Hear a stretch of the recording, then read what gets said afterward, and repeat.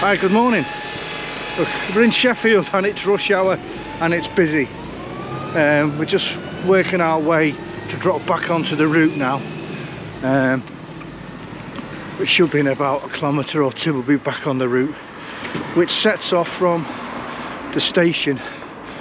But obviously we stayed last night in a hotel, so yeah, I'm looking forward to this. The Cotton Steel Rail Trail from Sheffield to Manchester, or the other way if you want to do it that way. Right, to get out the city, I'm just following the UK Hiker app. Now there is no route, or there is no mapping, or on my UK Hiker app there is no route for this. There is a series of PDFs which I managed to find through ChatGPT. And what I've done with that, I've kind of copied the route from up to about 13 of them, which goes from station to station. I've copied that route onto UK Hiker app.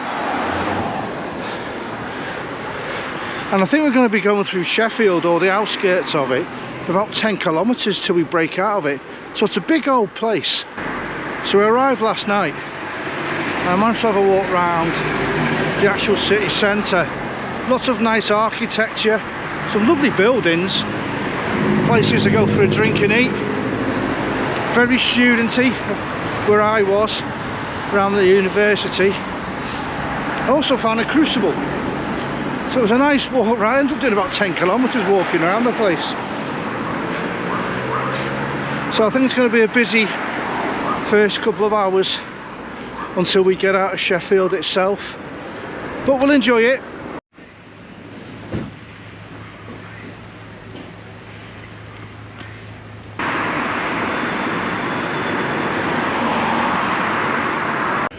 Quieting down a bit now, we're on some back streets. I think we're on the river now that we're going to be following quite a bit. Now the actual trail, I think, is about 90 to 100 kilometres. So we're hoping to do it in 4 or 5 days. We'll see how we get on. The weather forecast for the next couple of days meant to be like this, a bit cloudy, maybe a bit of wind. So we should be okay. Busy old place, Sheffield, I suppose, like any city centre on a Thursday morning, early, very busy. Anyway, we're just picking our way through these little back streets now. Bang on 5k's now, and the route kind of goes round the back of Tesco's. So what I'm going to do is pop in here and take a break at Tesco's. So I've done 5 kilometres. I just feel like we've got anywhere out of the city, and we've got about double that again. As I said before, I think it's about just about 11 kilometres I worked out briefly to get out of Sheffield proper. Anyway, we're heading into Tesco's now.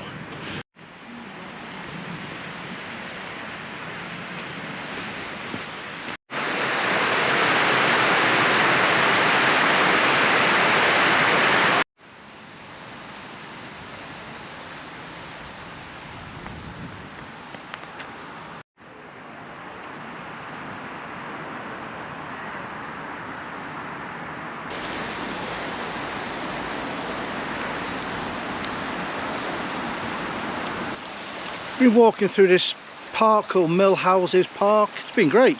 Loads to do here. Cafes, there's like boating lakes and all sorts, and basketball courts, bowling greens. And we've been walking along the River Sheaf. So it's been a pretty nice stretch this, still getting through Sheffield. I mean, the main road's literally 100 metres to my front. I think we'll join that again in a bit. It's been a nice little diversion.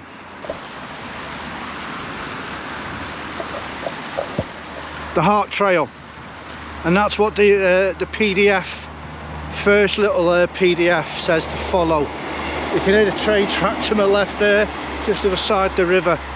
So again, yeah, we're following that. That's what it is. And then PDFs basically take you to station to station. I've kind of changed the route slightly as we get to stations to pick up the route beyond the station. but it's not a slog to get out of Sheffield. It's very flat, but as I thought it's about 10-11 kilometres before we even break clear of the city.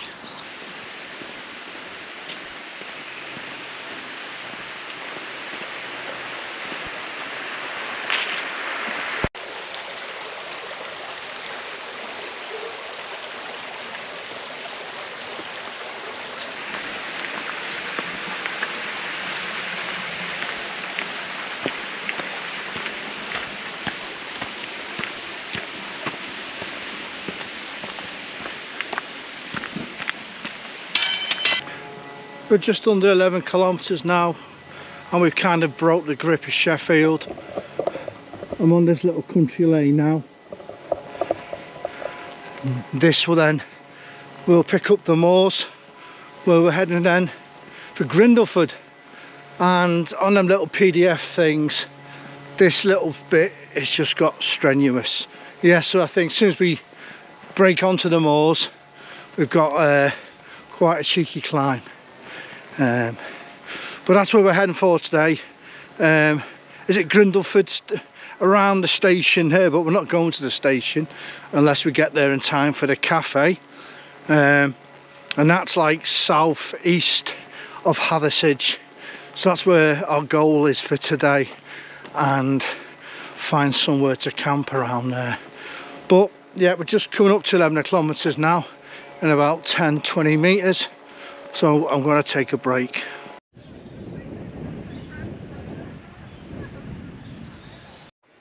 And way in the distance, Sheffield. We're just up that climb I talked about before. There's some people at the top there. We need to get up there. But it's a beautiful afternoon, really is. We've got lovely sunshine above us here. Kind of greyish that way, but the way we're heading, sunshine.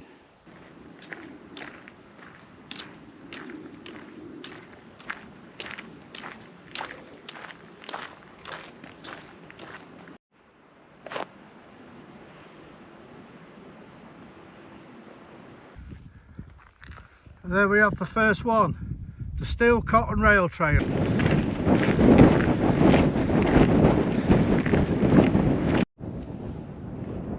That concrete thing there, there's a few of them along here.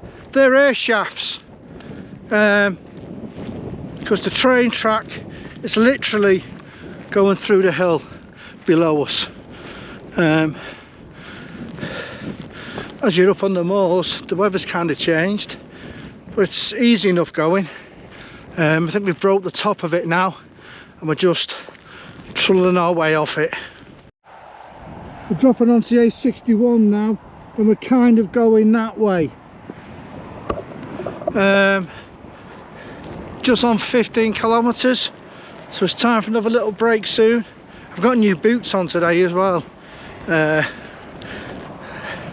so just want to take them off for a bit. We've got to get across this road, get up there. It's gone very cold, but that's because we're pretty high up now. And the temperatures, yeah, it's dropped 4.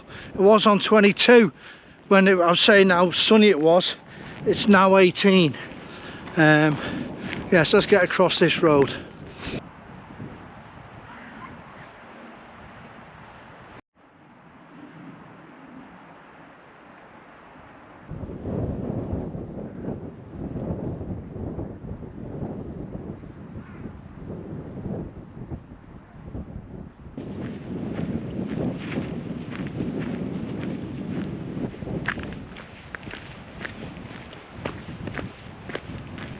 This part we're going through now is Longshore Estate.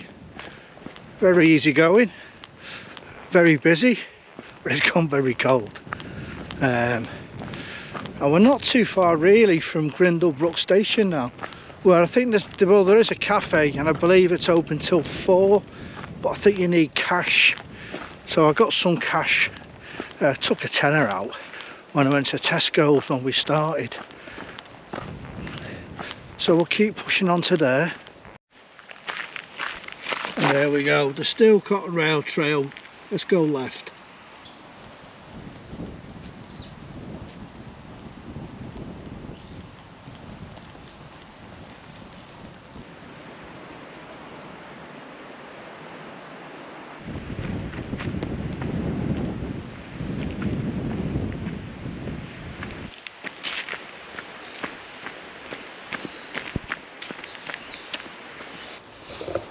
Currently dropping down now quite steeply through the woods, and this will drop us not short, well, just short of Grindleford station. If I've been calling it Grindlebrook station, I apologise. Yeah, so it's a bit twisty and windy around here, but I can see the road down the bottom now.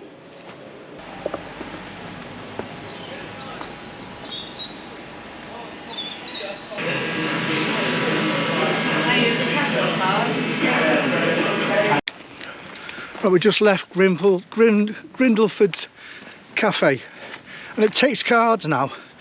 Got to spend a £5, so we're just pushing on now. But I did manage to jump on Wi-Fi for some work stuff while I was there.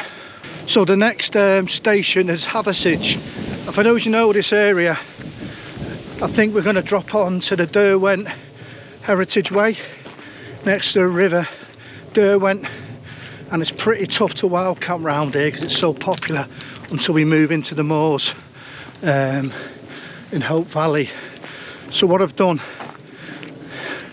as I always treat these as my holidays, I've jumped into a hotel in Hathersage for the night, because I'm coming up to the area where I was planning to wild camp, but it's very busy, and it's also only about 2:30.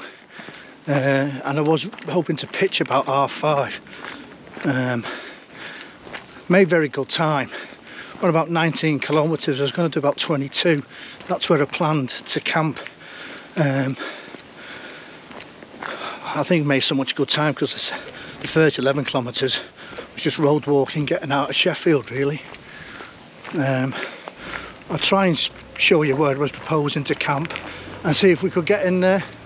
But I've booked into as I said, a hotel, so we'll be breaking off the trail and it going into Hathersage.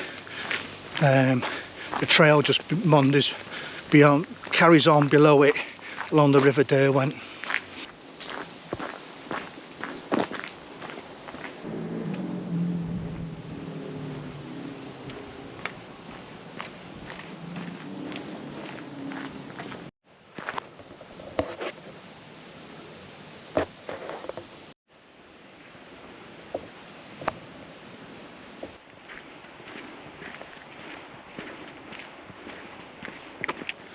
Very pleasant little stretch this, going past buildings like this, easy going track, and the temperature's gone right up again. What are we on? It's 23, and before, when we made that little climb, got over 1,000 feet up going across that stretch of the moor. When we were following the train track that was underground, it dropped to about 18. Now up here is rough wood on the right, that's on the map, and I did look at that as a possible wild camping spot, but it would have meant of sneaking in. Well, not sneaking in as much. On the map there's a track that goes through it, but last night, you know, I was hoping to pitch about 5:30, 5:45. Tomorrow won't be a problem because I'll be finishing tomorrow over Jacob's Ladder. So up on Brown, is it Brown Hill, Brown Knoll? I've wild camped up there before, Mount Famine, Marjorie and all that. I've wild camped a few spots I can get in up there, so that's not a problem. It was just this bit that I was a bit apprehensive about today. So I was going to really wait till late, but as I said before, I 4-chanced my arm while I was on Wi-Fi and got sorted out. So it's a very pleasant stretch this.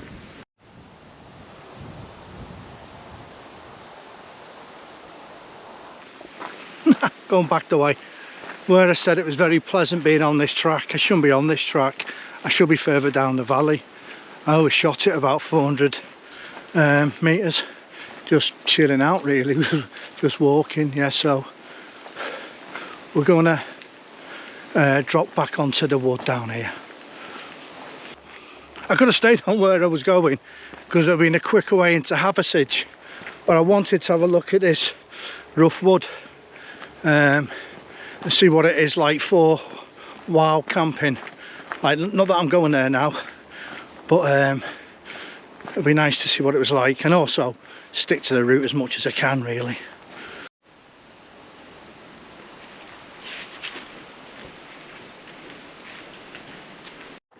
So rough woods up there, up that way. We're dropping down now to the River Derwent. I suppose the name gives it away, doesn't it? Rough. Yeah, it would have been difficult to get in here.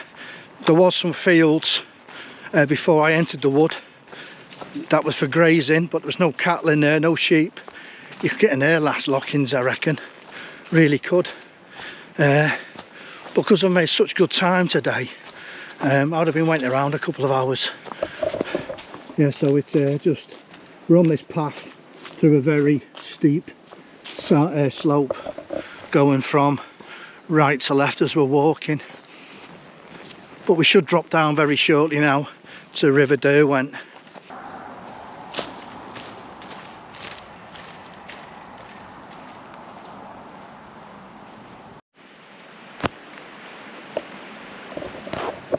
Just through the trees there, the River Derwent. Yeah, that was a rough wood. But we're on this now, alongside the river.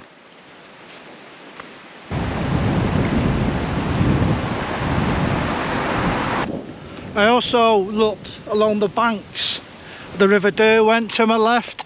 Well, you get in anywhere, but this is a very, very busy section. In fact, there's a guy just gone past me there. So again, it would have been having to wait till it's really dark really to get the tent up and be away very early. Yeah, this place is a bit difficult to wild camp, for those you know the area. Bit easier once you get through Hope Valley and into Edale Valley. Anyway, we're coming up to Hathersage in a couple of kilometres.